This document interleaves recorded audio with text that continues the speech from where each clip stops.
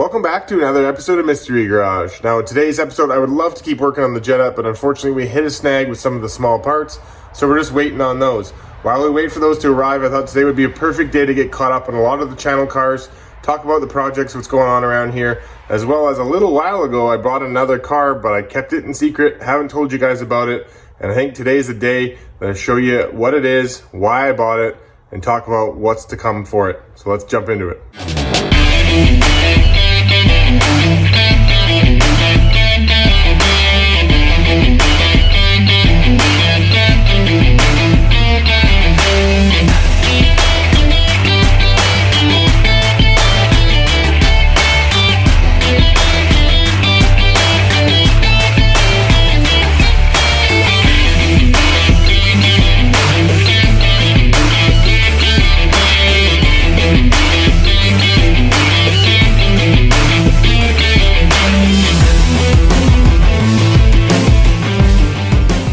Welcome back to today's episode. Now, right out of the gate, no, I did not buy another project car. Quite the opposite.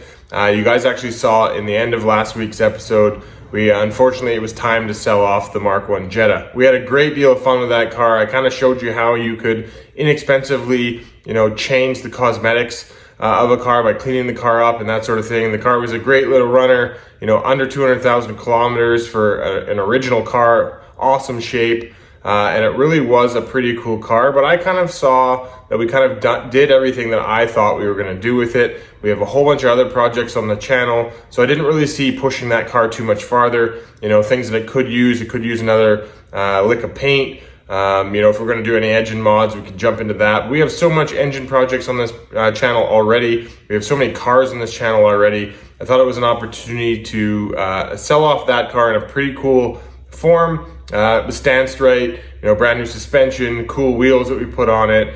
We did the Euro front swap. We sucked in the bumpers front and back, put those new tail lights on it, cleaned up the interior, did a bunch of little odds and ends amongst the car, short shift kit, that kind of thing. And it was time to let that car go. So as sad as it was to see that car go, for the channel, it was the right move. We jumped into drag racing with the VR6 car and really kind of pushing that program forward, and I'm having a lot of fun with it. Obviously there's a lot to grow there. We have another race coming up pretty soon, so again, we can't be sitting on our hands too long. We got to get some gauges in that car. Eventually I will move that car to standalone.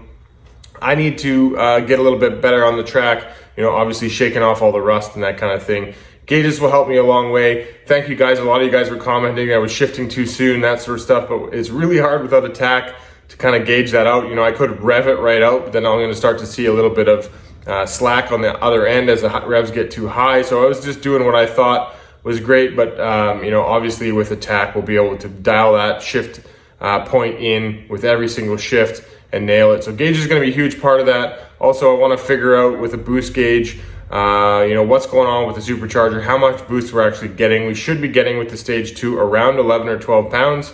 So with boost gauge, we'll be able to see that out. Also, air fuel ratio, it would be nice to really get some sort of readout for that, know where we are with our fueling and that kind of thing. So we're going to jump on that pretty soon, probably in the next coming episodes. I do want to get this VR6 car finished. We're going to start working on episode 4 pretty soon. I've actually started a little bit of filming on it already, so we're building up for that. Hopefully in next episode, we'll get all this car basically buttoned up, get ready to start it and drive it. We'll do a little bit of testing. The engine's got to be broken in. And then I'm going to do a quick brake upgrade on the front of this car. And then we're going to send it back to its owner, who's really, really looking forward to getting this car back. Other things we got going on the channel, well, we got the cabriolet, the EA cabriolet that we're going to do the 1.8T swap on it. I fully intend on moving that car forward, which is why it was time to let the Jetta go as well, is we really just need to thin up the herd of cars on the channel to ensure that we're focused on a couple over the winter. Now, one of the biggest things that's going to come back pretty soon, the fall, the weather is changing, that sort of stuff. It's actually not that great outside today, which is why I had to close the door. The rain was making a lot of noise, but we're going into the fall. Seasons are changing. It's time to bring our project car back in, which is STEPCHILD. We worked on that for a long time. OGs of the channel who've been on this channel for a long time will remember, this channel kicked off by working on that car. During the summer, we kind of put that car aside because we had a lot of running and driving projects we really wanted to work on, or at least I did. Now that summer's kind of coming to an end and we're figuring out where each car is going to go, we still have about 4 to 5 track days left for the VR6, so we're definitely going to be hitting those as much as we can. We're going to get this project out of here. We have one other project coming into the garage that's not mine, but we're going to finish that one up as well. Really cool project. You guys have seen it before on the channel. We're going to be bringing that back to do a bunch of cool upgrades. It probably will only be on the channel for an episode or two, and then we'll send it back to its owner as well, and we'll start focusing on getting into our winter projects. Our 2 biggest winter projects this winter is going to be getting Stepchild finished up, as well as getting the EA Cabrio with that 1.8T in it. I'm probably going to do some 1.8T upgrades as well.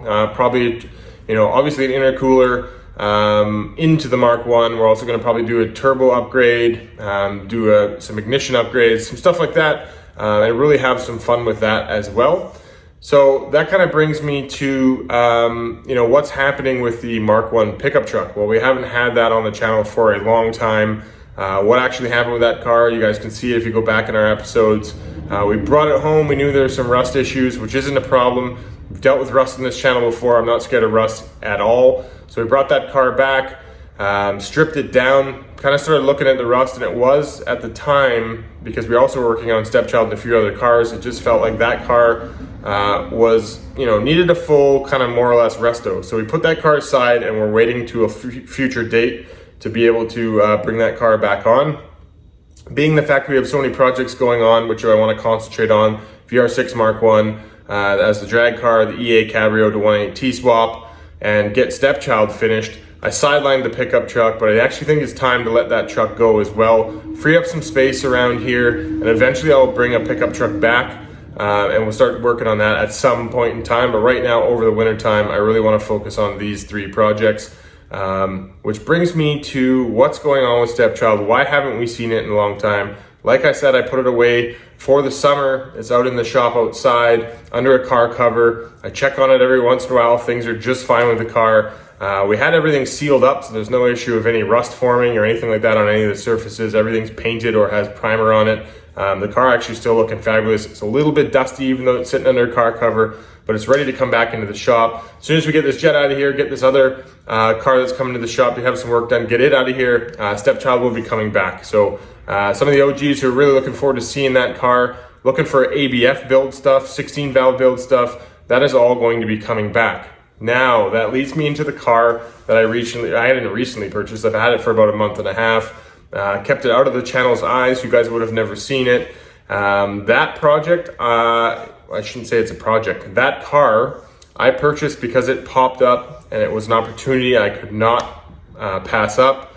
The ad came out. It was very, I think I saw it on Marketplace. It was very limited in the information that was given, and it seemed too good to be true, to be honest with you. But in all shapes and forms, I messaged the seller and I said, hey, what's up with this car? It looks pretty cool.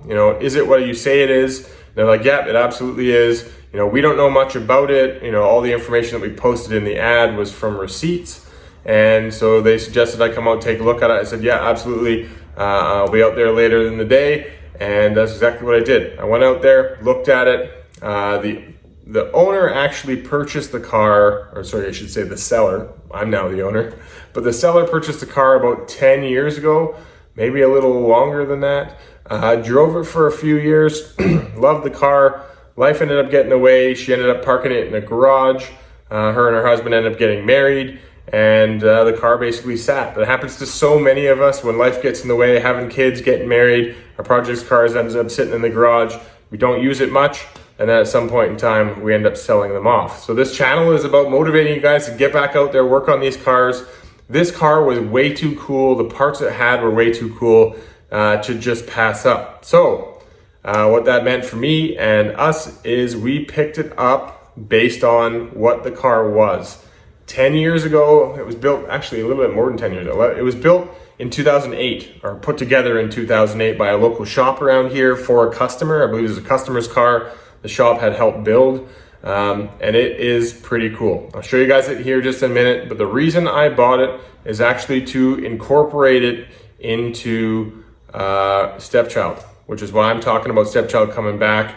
It has something to do with this car I just bought, and if you guys remember back, we're again, real OGs, remember back when I bought that 16 valve Scirocco. This is kind of something similar to that, although the Scirocco, when we had it on the channel, was probably built like circa early 90s. This is definitely late 90s, early 2000 build, this car that we're bringing in. It has a lot of really cool parts on it, and you know, pretty rare at the same time, which is why this car was an absolute must-have for me. As soon as I saw it, I'm gonna be straight up with you guys, it changed my vision of what I saw with Stepchild. One of the core things on the Stepchild that I was always fast on was it being a 16 valve on carburetors. While I'm not changing the engine, because of this car, I'm deciding to change how I want that 16 valve to be built. So without further ado, let's take a look at this car I got sitting outside. Actually, hold up. Before I do that, there's a lot of you guys who have joined the channel since we've worked on Stepchild, and you may not, unless you've gone back in really old videos, started to watch what exactly I'm talking about right now. So back in the early stages of Stepchild, I bought a Scirocco that I took the 2-liter 16 valve out of, and we cleaned it up, prepped it up, and started turning it into an ABF clone. So what this is actually is an ABA, 2-liter ABA bottom end. I put 11.5 to 1 compression pistons inside of it. We got the 16 valve head completely rebuilt by a shop, a friend of mine actually who owns a machine shop around here, a head shop. Rebuilt Heads Unlimited, by the way, if anybody's looking in the BC area, highly recommend, go see Dave. But anyway, so the engine kind of sat here because we were talking about management, what we're going to do for it. I was actually going to run it on Mark IV management, Dave over at TDC shop. We were talking about putting this thing on Mark IV management, and I actually boxed up the wiring and shipped it off. So with this engine, we kind of, I have it sitting here because the intention was that we were going to possibly switch up what I had already done to the engine. So again, just to catch you guys up, intermediate shaft in here is a 16 valve. We've got a 16 valve oil pump in the ABA. All that stuff is gear driven from the intermediate shaft, and the distributor's on the head for a 16 valve. So that's the plan we were going with. But since we wanted to go to Mark IV management, or we're attempting to go to Mark IV management, I actually need to put that distributor back into the block to find a crank sensor location, a crank trigger using the distributor, not as a distributor, but as a adjustable crank trigger. So we're going to do that. So that meant I had to put this on hold because we're going to put the distributor back in. I actually have to go back to an ABA oil pump, all that sort of thing. And I figured since I was going back into the engine, I might as well put I didn't put ARP connecting rod bolts in here, and I wish I did. So since we're going on into the bottom end again, I was going to do that. And so I put it on pause, or at least this build, the engine build, on pause until we kind of finalized the wiring, made sure that's what we're going to do, and I was going to jump right back into this. So back to today, the car I'm going to show you outside takes the idea of a 16 valve and completely flips it on its head. Let's take a look. All right, I don't think the camera can pick it up, but it's actually pouring rain right now. So what I'm actually going to do is the cinematic right now, and then we'll wheel the car in the garage. I'll explain it all to you, and then we'll get to it. All right, let's do it.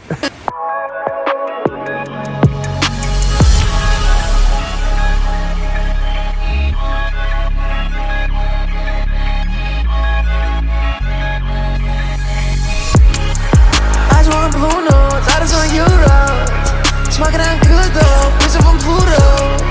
Passing like Saturn, I ring. Paying on my table, it's nothing you bring. I just want blue notes, that is for euros. Smoking on good though, pizza from Pluto. Passing like Saturn, I ring. Paying on my table, there's nothing you bring. I cannot fuck with these red guys, dripping on and she bad times. Taking her back by her ass, I think she in love with my cash size. Put it hard like bad vibes, can't give me no cash, bro. Don't get a hobby, counting these racks in my pastime. Call back on me, take a tramp, man with atrocity. My bitch, you look a masterpiece. I'm gonna try like a cavity. If profess me questions, ain't telling shit. I just don't get the... Well, that was fun. The trials and tribulations of being a YouTuber while working a full-time job is you don't get to pick and choose the days that you film. So here we go. It is what it is. All right, so here it is in all of its glory. Believe it or not, this is actually a 1986 Volkswagen Cabriolet. And yes, you're gonna look at it and say, well, that's newer than an 86. That's because somebody has put a ton of money into this car. Just to prove my point, here's books of receipts, literally, that total over $21,000 worth of work done to this car, excluding bodywork, paint. Anything you see exterior to the car that I've showed you thus far is not included in that receipt. Actually, the only thing is that roof, and back in the day, they paid $1,000 for that roof. Without further ado, here's my moment. No faith. Oh, I have faith in you, but this isn't a junkyard, this is a garage. Hey, pop the hood. Pop the hood? Pop the hood. Boom. Bring you guys up to speed. This is a fully built 2-liter 16 valve, ARP'd everything. It's such a cool build. It's got Jocko 16 valve upper intake into the Bonbrenner Motorsports, what I believe is a stage 2 or stage 3 kit. This one actually is also custom intercooled, which I don't believe was an option from Bonbrenner, although I could be mistaken. This has Digi1 management, so electronic fuel injection through the Digi1 Corrado ECU. Not only that, it's got a fully built transmission, an 020 with a Pelican diff in it. Again, brakes, 4-piston Willwoods up front, Corrado rotors, 11-inch in the rear, Corrado rear disc brakes.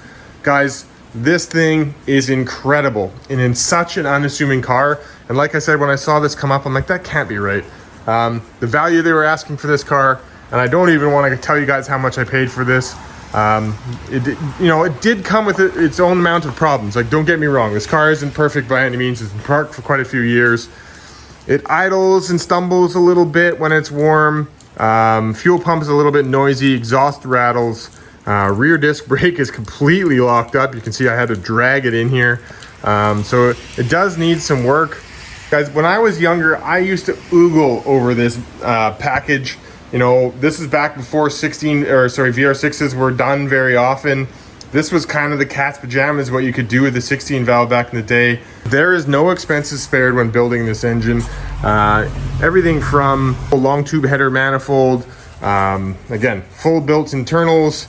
I don't exactly know what they are because I didn't get receipts for that stuff, but G60 supercharger, custom piping. You guys can see its age. It sat for a while and oxidized a bit. So we're gonna get in there and clean all that up.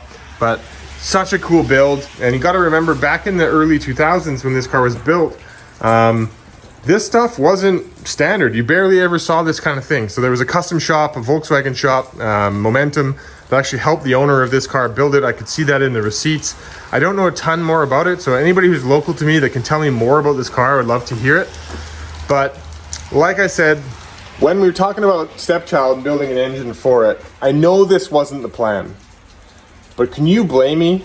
Something like this coming up and saying, man, I was gonna build a 16 valve anyway, the ABA or the ABF clone for Stepchild.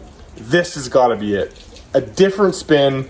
I know, but how often do you see this? I've seen an engine like this once in my lifetime, not this car, and now I see this car come up. This has got to be it. It's a running, driving car. I don't know what I'm going to do with the rest of the car, to be honest with you, but I'm going to take all the cool bits. We're going to, clean everything up, paint match it to, or do something with the paint colors. I can't have blue inside of Stepchild, but we'll figure all that stuff out. But such a cool car, a car I couldn't turn away from. And so that really brings our channel cars back down to Stepchild. With this particular engine build, it's probably going to be the option. And the drag car, which is car number 2, and the 20 valve 1.8T turbo going into the EA Cabrio. So I think if you guys want to talk about what's in store for this channel, this is going to be a huge part of it, guys. And I'm so excited. What's going to happen with this between now and wintertime when we start to work on the car?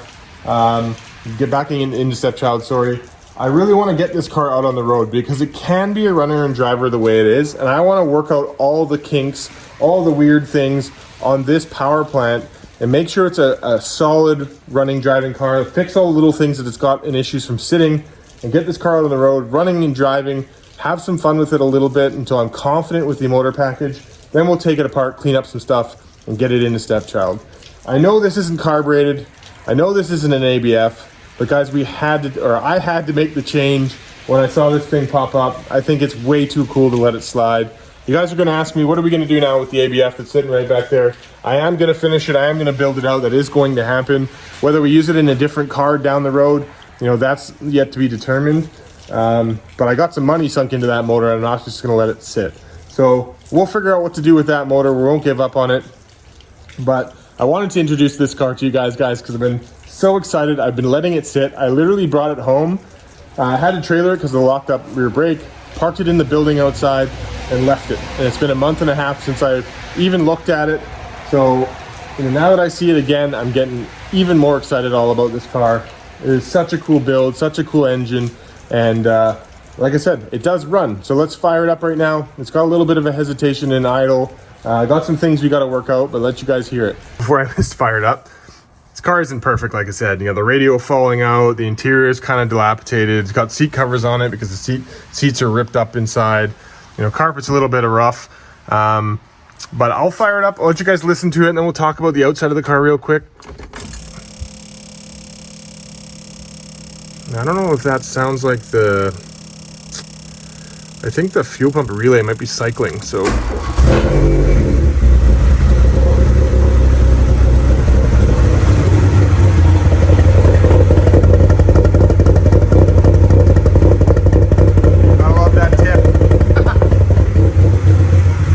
Circa 1990s thing.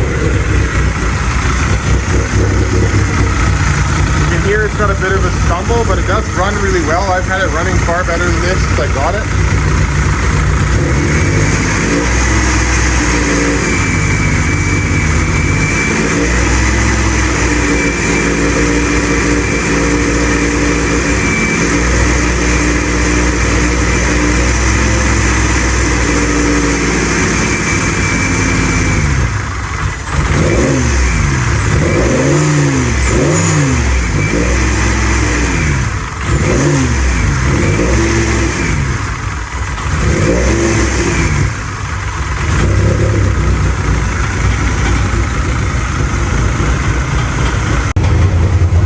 You guys can hear underneath the exhaust is rattling too, but that doesn't really matter to me too much.